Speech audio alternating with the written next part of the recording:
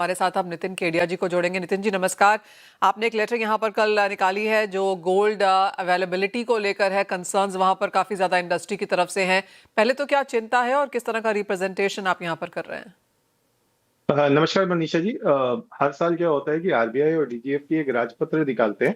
उस राजपत्र में लिस्ट ऑफ नॉमिनेटेड एजेंसीज होता है कि कौन कौन से नॉमिनेटेड एजेंसीज जो हैं वो आगे गोल्ड को इंपोर्ट कर सकते हैं। हर साल इसमें कुछ एडिशन और डिलीशन होते हैं।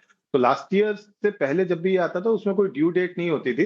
बट लास्ट ईयर जब डीजीएफटी और आरबीआई ने इसको पब्लिश किया then they came up with end date of 31 March 2026। अब जनरली क्या होता है, फर्स्ट या तो इसको ऑटो रिन्यू होना चाहिए था या 1 अप्रैल को नया आ जाना चाहिए था। तो आरबीआई की तरफ से ये क्लियरेंस आ गया, पर चूंकि डीजीएफटी ने अभी तक लिस्ट ऑफ नॉमिनेटेड एजेंसीज जो है वो पब्लिश नहीं किया है, एंड दैट्स द रीजन कि कस्टम जो है वो चाहे दिल्ली का चाहे वो आपका चेन्नई का है या अहमदाबाद का है या मान लीजिए आप बॉम्बे का है, वो कस्टम क्लियरेंस जो है वो गोल्ड और सिल्वर की नहीं हो पा रही है। और अक्षय तृतीया इज नियर, और वो एक कंसर्न इंडस्ट्री में बना हुआ है कि अगर अक्षय तृतीया के पहले हमें रॉ मटेरियल नहीं मिला गोल्ड के फॉर्म में तो फिर हम क्या बेचेंगे। मनीषा जी। हम्म। Nitin ji, as of now जिस तरह से जो गोल्ड यहाँ पर middle east gulf countries GCC से आता है, क्या वहां पर भी कुछ चिंताएं हैं? देखिए वो चिंताएं बनी हुई थी, लॉजिस्टिक का प्रॉब्लम था। प्रीमियम्स हमने गोल्ड में $8-9 तक आते हुए देखे। बट जैसे जैसे स्थितियां सामान्य हो रही है तो मुझे लग रहा है कि वो जनरली जो है वो 10-15 दिन में खत्म हो जाएगा। लेकिन हमारा जो main concern of the day है वो ये है कि जो गोल्ड आ चुका है पोर्ट्स के अंदर, जो सप्लायर्स भेज चुके हैं, वो जल्द से जल्द क्लियर हो, ताकि जो डैमेजेस लग रहे हैं इंपोर्टर्स को वो डैमेजेस लगने बंद हो। और जब तक ये इंटरनल हमारे पास आएगा माल, तब तक जो मिडिल ईस्ट से माल आने वाला है वो भी दुबई वगैरह से सप्लाई नॉर्मल हो जाएगी अगले 5 से 7 दिन में। एज ऑफ नाउ किस तरह का आपकी कॉन्वर्सेशन है यहाँ पर डीजीएफटी के साथ या बाकी रेगुलेटर्स के साथ? देखिए, इसमें हमने कल कॉमर्स मिनिस्ट्री के साथ रात में लेट नाइट कनेक्ट हुआ किया था। और मैं आपको एक बात और बता दूं कि मिनिस्ट्रीज जो है वो इस समय वॉर फ्रंट में काम कर रही है। हमने अभी 10-15 दिन पहले प्लैटिनम ज्वेलरी से रिलेटेड जो है एक लेटर गवर्नमेंट को दिया था, कॉमर्स मिनिस्ट्री को। और हमें ये लग रहा था कि चूंकि अभी गवर्नमेंट ऑयल और तमाम चीजों को लेकर काफी बिजी है तो शायद इस पे ध्यान ना दे। बट हमने जब एक फर्स्ट मीटिंग करी उसके बाद ही जो है वो सर्कुलर आ गया था। तो आज शाम को 5 बजे जो है प्रवीण जी की एक फोन कॉल है मिनिस्ट्री में। उसके बाद हमें उम्मीद है कि डीजीएफटी का ये सर्कुलर प्रोबेबली मंडे से पहले आ जाएगा। हम्म। नितिन जी, ये तो ऑफ कोर्स सप्लाई की बात हुई। सामने अगर डिमांड देखी जाए तो वहां पर भी थोड़ी बहुत कंसर्न्स हैं बाजार में, क्योंकि अक्षय तृतीया वाला मूड अभी तक हमने यहाँ पर बाजार में उतरता हुआ देखा नहीं है। देखिए, एक कस्टमर के हिसाब से अगर हम देखें तो 2 साल पहले 75,000 पे गोल्ड था अक्षय तृतीया में।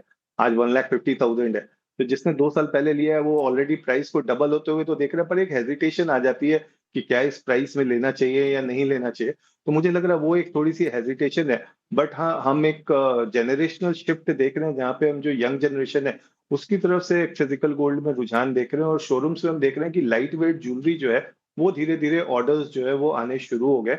और इस बार भी अक्षय तृतीया में हमें लग रहा है कि light weight jewellery plus coin, ये दो चीजों का डिमांड अच्छा होना चाहिए। हम्म। सामने जिस तरह की डिमांड यहाँ पर बनती हुई नजर आई है नितिन जी, ज्यादातर इन्वेस्टमेंट प्रोन है। ज्वेलरी को लेकर हमने हल्का सा एक डैम्प व्यू बनता हुआ देखा है। आपको लगता है ये अक्षय तृतीया भी काफी हद तक उसी रास्ते जाएगी? देखिए, क्या होता है मनीषा जी, जब हम ट्रांजिशन फेज में होते हैं तो उस ट्रांजिशन फेज को एक्सेप्ट करने में थोड़ा सा टाइम लगता है। तो जैसे मैंने आपको बताया कि पिछले 2 साल में प्राइस 75,000 से 1,50,000 हो गए। लेकिन अगर हम लास्ट 3 से 4 महीने देखते हैं तो प्राइस ऑलमोस्ट 1,40,000 1,60,000 के बीच में रहे। तो आई थिंक जनरल एक्सेप्टेंस ये 1,50,000 का आ रहा है, प्लस मैरिज सीजन सामने है। तो मुझे लगता है कि इस बार की जो डिमांड होगी वो पिछले 3 महीने में हमें ये महीने सबसे हाईएस्ट डिमांड देखने को मिलेगी, जहां मैं ज्वेलरी की बात कर रहा हूँ। और जहां तक ज्वेलरी की बात है नितिन जी, पूरी इंडस्ट्री जिनसे हमारी बात हो रही है सभी का ये कहना है कि डिजाइन्स, लो कैरेटेजेस, लाइट वेट, इन तीन चीजों की तरफ सबका यहाँ पर ध्यान है। बिल्कुल बिल्कुल, जैसे मैंने पहले भी कहा कि लो वेट की तरफ जा रहा है। पर जो लो कैरेटेज की बात है मनीषा जी, ये अभी भी इंडिया में ज्योग्राफिकली है। जैसे अगर आप विदर्भ में जाओगे तो वहां पे 24 कैरेट की ज्वेलरी ज्यादा बिकती है। साउथ में जो है या गुजरात में 22 कैरेट की ज्वेलरी अभी भी बिक रही है। आप नॉर्थ में अगर यूपी राजस्थान में जाते हैं तो वहां पे 18 कैरेट 20 कैरेट की ज्वेलरी की डिमांड ज्यादा रहती है।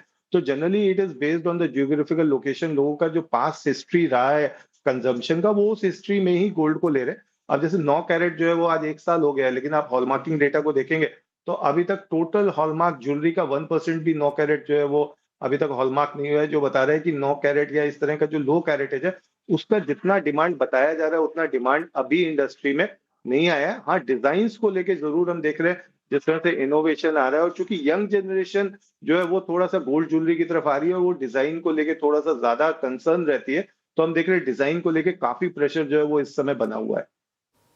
नितिन जी, एक फाइनल क्विक सवाल, आपको क्या लगता है गोल्ड के प्राइसेस कहाँ जा रहे हैं? क्योंकि जिनसे भी हमारी बात हो रही है उनका कहना है 5,000, 6,000, अगले साल $7,000 प्रति आउंस तक भी जा सकता है। देखिए, मैं डायरेक्शन की अगर बात करता हूँ तो जो प्राइस है वो ऊपर ही जाना है, but due to regulatory compliance price के टारगेट या लेवल्स इस समय नहीं दे पाऊंगा। All right, Nitin ji, as always बहुत शुक्रिया साथ जुड़ने के लिए और वो जो लेटेस्ट क्या दिक्कतें हैं वो हमारे समक्ष रखने के लिए, और साथ ही साथ अक्षय तृतीया में इस बार क्या कुछ देखने को मिल सकता है वो भी शेयर करने के लिए। इसी के साथ